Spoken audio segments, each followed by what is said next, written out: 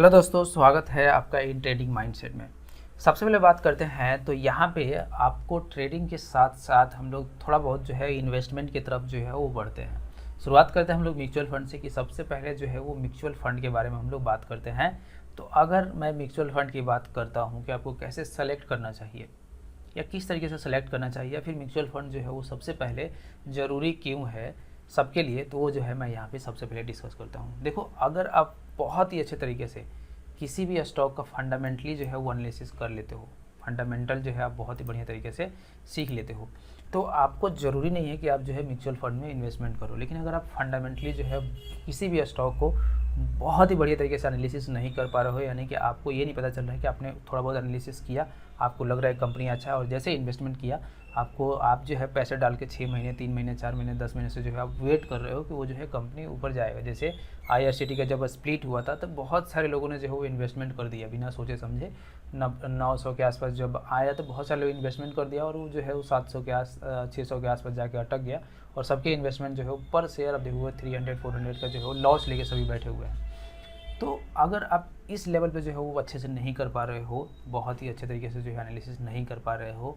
तो तब तक जो है आप किसी भी स्टॉक में इन्वेस्टमेंट मत करो। आप करना भी है तो जो टॉप की स्टॉक्स है, टॉप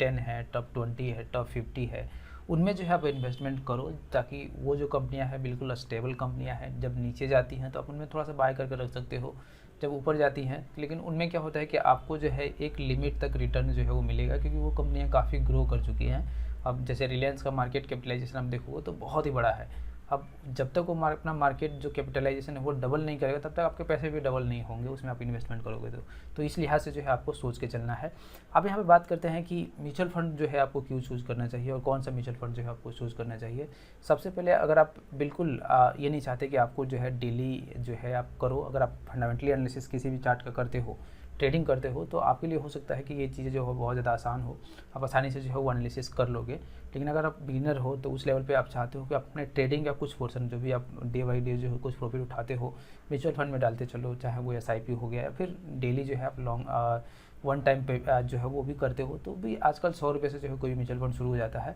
500 से शुरू हो जाता है। अगर आप डेली के जो है वो ऑप्शन से आप 1000 अर्न कर पा रहे हो, 2000 अर्न कर पा रहे हो, तो कुछ पोर्शन उसका 10% 25% जो है आप म्यूचुअल फंड में चाहो तो डाल सकते हो या फिर किसी स्टॉक में खरीद के जो है वो आप रख सकते हो। तो उसके लिए जो है मैं यहाँ पे सबसे पहले बता दूँ कि आपको जो है म्यूचुअल फंड कैसे चूज़ करना है। सबसे पहले जो म्यूचुअल फंड होते हैं वो दो तरीके होते हैं, एक एक्टिव और एक पैसिव। म्यूचुअल फंड जो है क्या होता है ये सभी ने बहुत ज़्यादा सुन रखा है और इसके बारे में जो उतना ज़्यादा डिस्कस करने की जरूरत नहीं। सबसे पहले हम बात करते हैं एक्टिव और पैसिव। तो एक्टिव जहाँ पे एक एक्टिव फंड मैनेजर बैठ के उसे मैनेज करता है उस म्यूचुअल फंड को, और वो जो है मैनेज करता है। और पैसिव क्या होता है कि जहाँ पे जो है कुछ इंडेक्स डिफाइन कर दिए गए, जैसे इंडेक्स फंड हो गया, निफ्टी 50 हो गया, जहाँ पे 50 कंपनी है उसके पोर्शन डिफाइन कर दिए गए हैं, आप पैसे डालते जाओ, उसी के हिसाब से आपके पैसे जो है बढ़ जाएंगे उसी रेशो में, और पैसे में जो है इनकम इन्वेस्ट जो है होते रहेगा। दूसरा होता है कि जहाँ पे मिक्सचर ऑफ एक्टिव और पैसिव होता है। एक्टिव जहाँ पे एक जो है एक्टिवली किसी सेक्टर में जो है वो म्यूचुअल फंड चल रहा है, जैसे डिजिटल सेक्टर हो गया, इसके अलावा जो मेटल सेक्टर हो गया, तो उस तरह के जो है कुछ सेक्टर चल रहा है, ऑटोमोबाइल सेक्टर हो गया, तो उस सेक्टर के हिसाब से भी जो चल रहे हैं वो एक्टिवली मैनेज हो रहे हैं। वो भी जो है वो अगर कोई सेक्टर के हिसाब से मिल ली है तो वो भी जो है पैसे में आ जाएगा एक तरीके से, क्योंकि वहाँ पे सेक्टर डिफाइन है, उसका लिमिट जो है डिफाइन हो जाता है कि हाँ आपको जो है जैसे ऑटोमोबाइल हो गया तो आपको डिफाइन हो जाएगा कि हाँ आपको मारुति में इतना डालना है, मारुति में इतना डालना है, और उस परसेंटेज के हिसाब से जो है डिफाइन हो जाता है। तो भी तरह से पैसिव में मान सकते हैं। एक्टिवली वो होता है जैसे कि आपका जो फंड मैनेजर होता है वो सर्च करते रहता है कि हाँ अगले 5 साल के लिए, अगले 3 साल के लिए किस कंपनी में इन्वेस्ट कर रहा है और किस तरह से जो ग्रोथ ले सकता है। वो जो कंपनी में इन्वेस्ट कर रहा है वो कहाँ पे है, निफ्टी 50 में है, निफ्टी जो है वो 100 में है, निफ्टी 500 में है, वो कंपनी कहाँ जो है वो लाई करती है और क्या जो है उसका ग्रोथ पोटेंशियल है। ये सारी चीज़ें जो है वो आपका फंड मैनेजर जो है वो ट्रैक करते रहता है और उसके बाद से जो उसे मैनेज करते रहता है। लेकिन ऐसे एक्टिव फंड में जो है वो क्या होता है कि जो फंड मैनेजर का ट्रैक रिकॉर्ड है वो जो है आपको बहुत ही अच्छे तरीके से जो है वो देखना आना चाहिए। कि सबसे पहले जो है जो भी फंड मैनेजर है आप उसका जो है ट्रैक रिकॉर्ड देखो, पिछले 5 साल 10 साल 15 साल का जो है वो देखो कि आखिर जो है वो ट्रैक रिकॉर्ड कैसा रहा है, कि किस तरीके से जो है उसने पैसे जो है वो अभी तक जो है वो बनाए हैं। और अब देखना जल्दी जो म्यूचुअल फंड में है आप ये चीज़ें जो है वो देख के कभी मत जाना कि अगर पिछले 2 साल 3 साल का आप रिटर्न देखोगे तो पिछले 2 साल 3 सालों में जो लोग भी म्यूचुअल फंड में इन्वेस्ट किए होंगे या कहीं भी इन्वेस्ट किए होंगे उनके पैसे जो है ऑलमोस्ट आप देखोगे तो डबल या जो है वो 1.5 गुना जो है वो ऑलमोस्ट हो गया रहेगा। और ऐसा इसलिए कि जब कोरोना का टाइम आया था तो सारे मार्केट जो है बहुत ज़्यादा नीचे गिर गए थे, चाहे वो म्यूचुअल फंड हो, चाहे वो फंड हो, चाहे वो डेब्ट फंड हो, चाहे इक्विटी फंड हो, कोई भी हो, सब जो है नीचे गिर गए थे। और ऐसे माहौल में जो भी म्यूचुअल फंड जो है वो इन्वेस्ट की थी, जहाँ पे वो सारे जो है स्टॉक अभी ऊपर चला गया है, सारे इंडेक्स ऊपर चले गए हैं, तो ऑफ कोर्स वो पैसे जो है आपको डबल दिखाई जरूर देंगे। तो अगर आप 2 साल 3 साल का इंडेक्स देख के आप इन्वेस्ट करोगे तो हो सकता है कि आप जो है वहाँ पे थोड़ा सा जो है वो आप रिस्की गेम खेल रहे हो। तो वहाँ पे ज़रूरी है, जहाँ पे भी आप इंडेक्स देख रहे हो तो वहाँ पे आप 3 साल 5 साल 10 साल का जो है वो ज़रूर रिकॉर्ड देखो। और एक जो है आपको रिलेटिव परफॉर्मेंस के हिसाब से जो है म्यूचुअल फंड में इन्वेस्ट करना है, अगर आप एक्टिव में कर रहे हो तो। इसके अलावा जो भी आपका फंड मैनेजर है वो किस स्ट्रेटजी के अंदर जो है वहाँ पे आपको जो है वो फंड डालता है, यानी कि किस स्ट्रेटजी के हिसाब से जो है वो रखता है। जिस म्यूचुअल फंड में आप डालते हो, सबसे पहले बारे जो है उसके बारे में थोड़ा सा रिसर्च आप करो कि अगर वो म्यूचुअल फंड में जो है वो किस हिसाब से जो है, किस रेशो में आपके पैसे जो है कहाँ कहाँ बढ़ते हैं। चाहे आप 10,000 की SIP कर रहे हो, 1 लाख की कर रहे हो, या जो है 15,000 कर रहे हो, 500 की कर रहे हो। यह स्ट्रेटजी है जो आपको देखना जरूरी है कि वो आपका फंड मैनेजर जो है वो ट्रैक रिकॉर्ड उसका कैसा है और किस तरह से जो है आपका मनी मैनेज करने वाला है। और ये सब कुछ जो है आप म्यूचुअल जो भी फंड आप चूज़ करोगे वहाँ पे रहता है, आप वहाँ पे चूज़ कर सकते हो। इससे जो सबसे महत्वपूर्ण स्ट्रेटजी आता है वो आता है कि आपका जो एक्सपेंस रेशो है, जो कॉस्ट है, वो सबसे पहले जो है आपको देखना है। अगर कोई एक्टिव है तो एक्टिव में जब देखोगे जो यहाँ पे एक्सपेंस रेशो होता है वो मेनली 1% से जो है वो ज़्यादा होता है। और जहाँ पे 1% से ज़्यादा जो है वो आपका यहाँ एक्सपेंस रेशो है, वैसे में जो है आप उसे अवॉइड कर सकते हो, क्योंकि अगर आप 1% रिटर्न देते हो तो लॉन्ग टर्म में वो बहुत ही बड़ा रिटर्न होता है कि आप 1% जो है वो आप अपने म्यूचुअल जो भी फंड मैनेजर होता है, म्यूचुअल फंड हाउसेज होते हैं, आप उसे जो है पे कर देते हो। तो आपको जो है उतना पे नहीं करना है। एक्सपेंस रेशो जो है आपको जहाँ पे मिनिमम मिलेगा वहीं पे जो है आप इन्वेस्ट करो, क्योंकि अगर 1% मिलता है, 1% बहुत ज़्यादा जो है एक्सपेंस रेशो होता है, आप देखोगे तो आप कोशिश करना कि कोई भी फंड में आप जो डाल रहे हो, चाहे वो एक्टिव हो पैसिव हो, अगर पैसिव है तो अगर 1.2 के आसपास जो है वो भी जो है हाईएस्ट है, 0.2 के आसपास अगर पैसिव में है आपका एक्सपेंस रेशो कॉस्ट, तो भी जो है वो बहुत ज़्यादा हाई है। अगर कोई भी जो है एक्सपेंस रेशो 0.2 के आसपास है पैसिव में, तो भी जो है एक हाई है। आप कोशिश करो कि 0.1 के आसपास, 0.1 1.5 के आसपास अगर पैसिव में है, इंडेक्स फंड में कर रहे हो,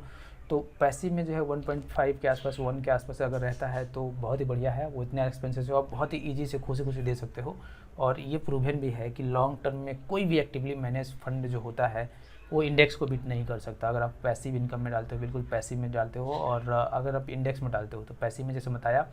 कि बहुत सारे जो सेक्टर हो गए, जैसे फाइनेंस सेक्टर हो गया, ऑटोमोबाइल सेक्टर हो गया, जो है मेडिकल फार्मास सेक्टर हो गया, तो वैसे सेक्टर में डालते हो तो सेक्टर परफॉर्म करेगा कि नहीं, ये जो है कोई गारंटी नहीं दे सकता। लेकिन हाँ, इंडेक्स परफॉर्म करेगा, इसकी जो है गारंटी सभी दे सकते हैं कि आने वाले टाइम में इंडेक्स जो है परफॉर्म करते रहेगा, आपके SIP के पैसे जो है बढ़ते रहेंगे। अगर आप निफ्टी 50 में डालते हो तो अगर 50 में से कोई कंपनी अच्छा परफॉर्म नहीं करती तो उसकी जगह कोई और ले लेगा। आपके जो पैसे इन्वेस्ट होंगे नया, वो उस कंपनी में ना होकर किसी और कंपनी में इन्वेस्ट होना शुरू हो जाएंगे। तो इंडेक्स को बीट करना जो है वो ऑलमोस्ट जो है वो थोड़ा सा एक्टिव मैनेज जो फंड होते हैं वो लॉन्ग टर्म में, जैसे आप 10 साल 15 साल 20 साल का गोल रखते हो, तो जो है वो इम्पॉसिबल टाइप का जो है वो लगेगा आपको। लेकिन यही होता है कि अगर आप स्टॉक में इन्वेस्ट करते हो तो वहाँ पे आप एक्सपेक्ट कर सकते हो कि आपको 20%, 21, 30 जो है उसके बीच में 25 के आसपास और जो है आप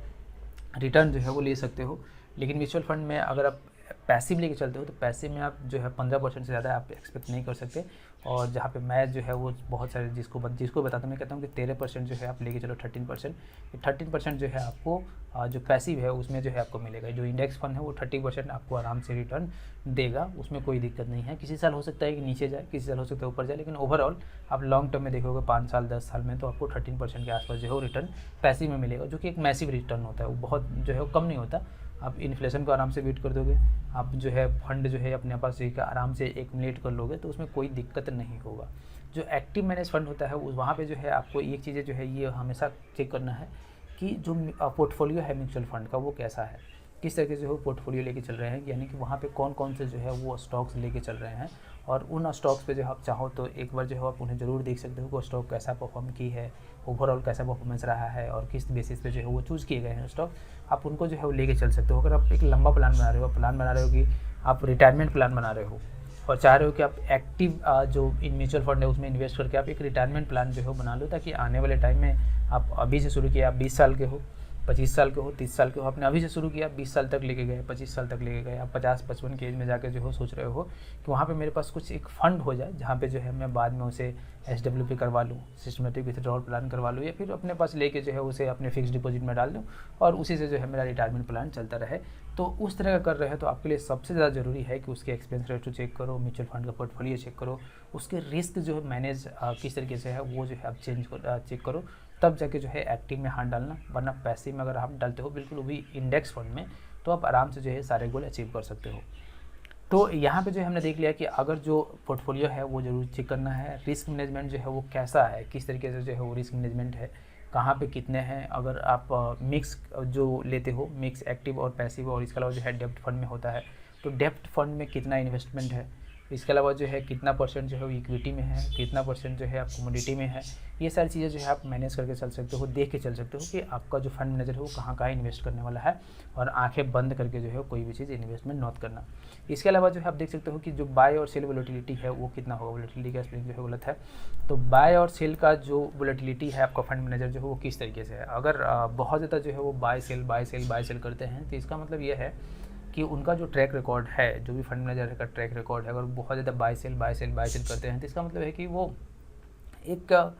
जो डेफिनिट प्लान है उस प्लान पे जो है वो खरे नहीं उतर पा रहे हैं। यानी कि वो जिस तरह से सोच चाहिए कि आप चाहते हो कि किसी एक स्टॉक में डाल दिया, किसी ऐसा स्टॉक में जो कि आपको 2 गुना 3 गुना जो है वो रिटर्न्स दे आने वाले 5 साल में, 10 साल में। लेकिन अगर कोई स्टॉक जो है बार बार आप खरीदोगे बेचोगे, बार बार खरीदोगे बेचोगे, इसका मतलब यह है कि आपका जो प्लान है वो बिल्कुल शॉर्ट टर्म का है, लॉन्ग टर्म का नहीं है। तो यही चीज़ जो है आपको फंड मैनेजर में देखना है कि वो जो है किसी भी स्टॉक्स को कितना ज़्यादा बाय कर रहे हैं, कितना ज़्यादा सेल कर रहे हैं, और कितना फ्रिक्वेंटली कर रहे हैं। जितना फ्रिक्वेंटली वो करेंगे, इसका मतलब क्या है कि वो वोलेटिलिटी वहाँ पे बहुत ज़्यादा है, स्टेबिलिटी नहीं है आपके फंड में। तो ये चीज़ जो है आपको सीख करके चलना है। और साथ में आपको जो है रेगुलर प्लान लेना है या फिर डायरेक्ट लेना है, ये और है। रेगुलर प्लान है या फिर डायरेक्ट प्लान है। रेगुलर प्लान का मतलब क्या होता है कि रेगुलर डायरेक्ट प्लान जो है वो सबसे पहले होता है कि आप म्यूचुअल फंड हाउसेस से जो हो म्यूचुअल फंड खरीद रहे हो, जैसे ICICI हो गया, HDFC हो गया, आप उनसे जो है म्यूचुअल फंड हाउसेस है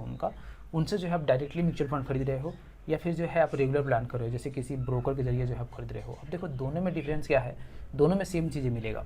लेकिन एक में क्या होगा कि आप डायरेक्ट खरीदते हो, तो डायरेक्ट में क्या होगा कि डायरेक्ट में जो है आपको यहाँ पे कुछ चार्जेस जो है, कुछ एक्सपेंसेस जो है जो ब्रोकरेज फंड रख लेती है, जो ब्रोकरेज प्लेटफॉर्म है वो रख लेती है, वो जो है आपको यहाँ पे नहीं देना पड़ेगा डायरेक्ट वाले फंड में। तो डायरेक्ट जो है आप उनसे खरीदोगे, जो एक्सपेंसेस होगा वही रखेगा। रेगुलर वाले फंड में क्या होता है कि ये जो है आपको किसी ब्रोकरेज जो अकाउंट है, ब्रोकरेज फंड है, वहाँ से जो आपको मिलता है, और वहाँ पे क्या होता है कि वहाँ पे जो है आपको कुछ परसेंट जो है ये ज़रूर चार्ज करते हैं जब भी आप उसे खरीदते हो बेचते हो, तो वहाँ पे जो है आपको ये उसी समय जो है ये चार्ज कर लेते हैं। और हालांकि म्यूचुअल फंड हाउसेस भी जो उसी समय चार्ज कर लेती है आपसे। तो वहाँ पे क्या होता है, डायरेक्ट में आपको थोड़ा सा कम चार्जेस देने पड़ेंगे, और रेगुलर में जो है आपको थोड़ा सा चार्जेस जो है एक्सपेंस रेशो बढ़ जाता है, और यही जो है आपको मेनली डिफरेंस है। अब यहाँ पे बात आती है कि अगर आप डिसाइड कर लेते हो कि आपको जो है एक्टिव में करना है, पैसिव में करना है, या फिर जो मिक्सर होता है इनका इनमें करना है म्यूचुअल फंड में, तो आपको SIP करना है या फिर वन टाइम करना है। देखो ये डिपेंड करता है बिल्कुल आपके ऊपर कि आपका थॉट जो है क्या है। अगर आप मंथली इनकम अर्न करते हो तो आप कोशिश करो कि SIP करो। आप जितने के भी SIP अफोर्ड कर सकते हो, 500, 1000, 10,000, 20,000, तो आप जो है SIP करो। उससे क्या होगा कि आपको कुछ महीने तक ज़रूर पता चलेगा कि आपके अकाउंट से कुछ पैसे कट रहे हैं, लेकिन एक टाइम के बाद जो है आपको आदत हो जाएगा, आपके अकाउंट से जितने भी पैसे बचेंगे आप उसी में गुजारा करना सीख जाओगे, और ये SIP भी जो है आपका चलते रहेगा, और म्यूचुअल फंड जो है आपके ग्रो होते रहेंगे।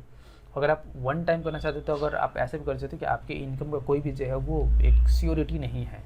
कि आप बिल्कुल श्योर नहीं हो कि आपका फ़ंड जो है वो कहाँ से आएगा, कैसे आएगा, कब आएगा, तो बिल्कुल वन टाइम कर सकते हो। आजकल वन टाइम 100 रुपीज़ से भी शुरू हो जाता है, 500 से भी शुरू हो जाता है, और 10,000, 15,000 से भी शुरू हो जाता है। तो आपके पास जितने भी पैसे हैं आप चाहते हो वन टाइम किसी फंड में जो है वो इन्वेस्टमेंट कर दो, तो आप कर सकते हो। लेकिन अगर आप लमसम करोगे, कभी भी वन टाइम करोगे, लमसम करोगे, तो लमसम में इस बात का हमें ध्यान रखना कि जब भी मार्केट बहुत ज़्यादा ऊपर हो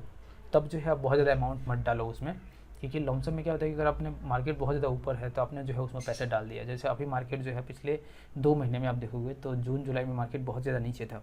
अभी आप देखोगे तो अभी जो है मार्केट अपना जो हाईएस्ट लेवल बनाया था वहाँ पे चल रहा है। अब जो अपना हाईएस्ट लेवल बनाया था जब वहाँ पे चल रहा है, तो अगर आप वहाँ पे इन्वेस्टमेंट करोगे तो अगर मार्केट कल होके अगले 1 महीने 2 महीने तक जो है वो रिजेक्शन दे देता है, नीचे जाता है, तो आपको जो है यही लगेगा कि मार्केट जो है आपके पैसे खा रहा है, खा गया। तो आप कोशिश करो कि लमसम में जो है आप बहुत ज़्यादा अमाउंट तब मत डालो जब मार्केट सबसे ज़्यादा पीक पे है। आप तब जो है छोटी छोटी जो है अमाउंट डालो, और बड़े अमाउंट जो है आपको तब डालने हैं जब मार्केट नीचे आएगा, नीचे रहेगा तब। और इससे क्या होगा कि आपको जो है कोन बनाना है, यानी कि कोन बनाना है, एक ऐसा कोन जिसमें ऊपर की तरफ जो है जब हाईएस्ट रेट रहता है तो आपका रिटर्न ऊपर रहना चाहिए,